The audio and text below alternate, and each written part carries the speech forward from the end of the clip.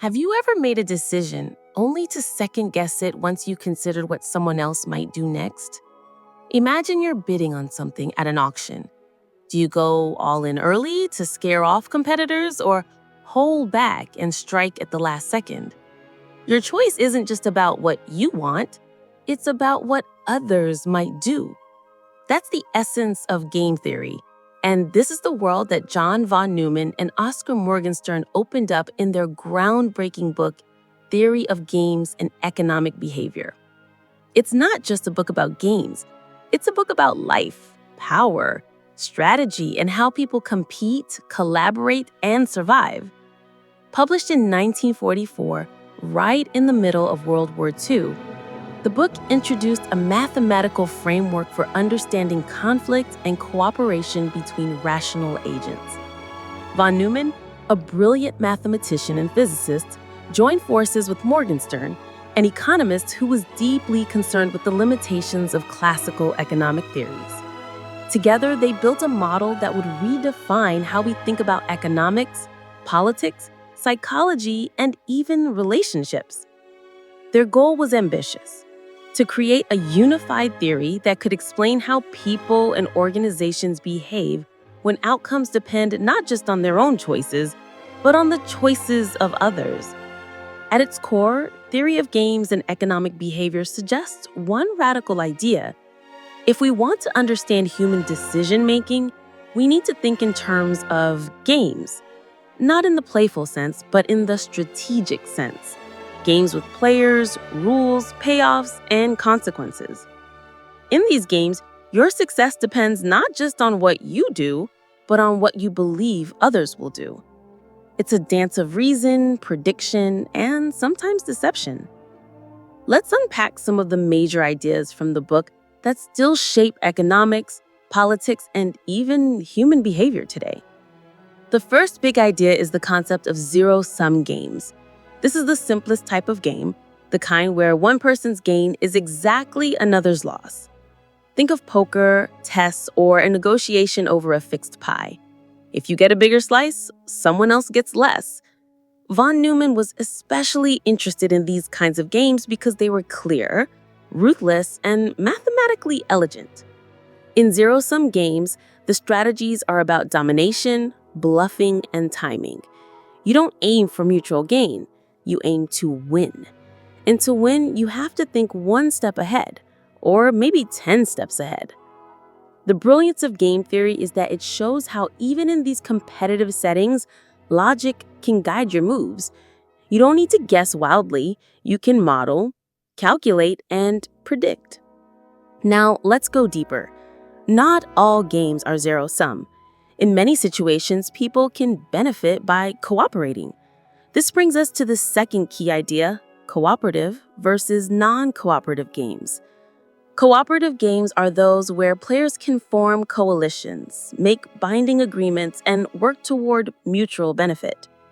In contrast, non-cooperative games assume that each player is out for themselves, and agreements can be broken. This distinction matters because it reflects real life. In politics, countries may sign treaties or break them. In business, companies might merge or undercut each other. Game theory gives us the tools to analyze both scenarios. It asks, when is cooperation stable? When is betrayal more profitable? And what mechanisms like contracts, institutions, or trust help sustain cooperation? A famous example is the prisoner's dilemma. Two criminals are arrested. If both stay silent, they get light sentences. If one talks and the other stays silent, the snitch goes free and the other gets a heavy sentence. If both talk, both get moderate punishment. The rational, self-interested move is to betray the other. But if both betray, they both lose. This simple story reveals a deep truth. What's logical for the individual can be disastrous for the group. Game theory doesn't just expose this problem, it helps us think about how to fix it. Maybe with repeated interaction, maybe with punishment systems, or maybe with the shift in values. Let's pivot to another powerful idea: expected utility. Classic economics often assumed that people always act to maximize monetary gains. But von Neumann and Morgenstern challenged this. They argued that what people really maximize is utility, how much they value an outcome, not just how much money it brings. This insight gave birth to the concept of expected utility theory. Imagine you're offered a gamble, a 50% chance to win $1,000 and a 50% chance to win nothing. Should you take it? That depends on your utility function, how much $1,000 is worth to you emotionally. For a billionaire, it might mean nothing. For someone in debt, it could be life-changing. The beauty of this framework is that it acknowledges human diversity. We don't all value outcomes the same way. And once we understand someone's utility function, we can model their behavior more accurately. Now let's talk about strategy, arguably the heart of game theory. One of von Neumann's boldest claims was that every game has an optimal strategy. Sometimes this strategy involves randomizing your choices. It sounds counterintuitive, but in certain games, the best move is to be unpredictable. Think of penalty kicks in soccer. If the kicker always shoots left, the goalie will catch on. But if the kicker randomizes right, center, based on a probability pattern, they become harder to counter. This is known as a mixed strategy.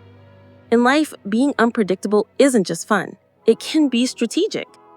The book gave mathematical tools to identify these mixed strategies and calculate the best odds.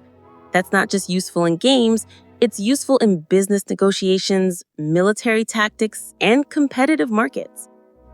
Another deep contribution of the book is the idea of equilibrium. This is the point where no player has an incentive to change their strategy given what the others are doing. It's a state of balance, like a truce in a long battle. Later, John Nash would build on this to create the famous Nash equilibrium. But it all started with von Neumann and Morgenstern's insight that strategic systems tend to settle into patterns. Understanding those patterns can help us predict behavior, design better systems, and avoid unintended consequences. So, how does this all connect to your life? You might not be an economist or a mathematician, but every day you're playing games, negotiating a raise, splitting chores, navigating relationships, choosing when to speak and when to stay silent. Game theory gives you a framework to see these choices more clearly. It encourages you to ask, what's the game here? Who are the players? What are the payoffs? What strategies are in play? And, most importantly, what should I do next? It also helps you think long-term. In repeated games where players interact over and over, cooperation often emerges as the best path. You build a reputation, you punish betrayal, you reward trust. Life, in many ways, is a repeated game, and those who understand that tend to build stronger relationships, better careers, and more resilient communities. To sum it all up, theory of games and economic behavior changed the world by showing us that decisions aren't made in a vacuum. They're made in a web of expectations, incentives, and interactions. The book gave us the language of strategy. It taught us to see beyond immediate payoffs and to consider the bigger picture. Whether you're negotiating a contract, running a business, or just deciding how to respond in a tense conversation, the ideas from this book can sharpen your thinking and deepen your insight. So the next time you're caught in a tough decision, pause. Think like a strategist. Consider the players. Imagine the payoffs. Ask yourself what kind of game you're in and what kind of player you want to be.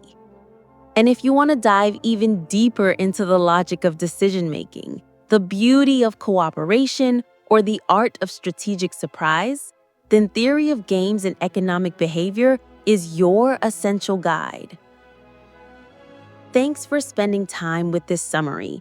If this sparked something in you, an idea, a new way of seeing, or even just a curiosity to learn more, consider checking out the full book. And if you enjoyed this video, don't forget to like, comment, and subscribe for more deep dives into the books that shape how we think, act, and live.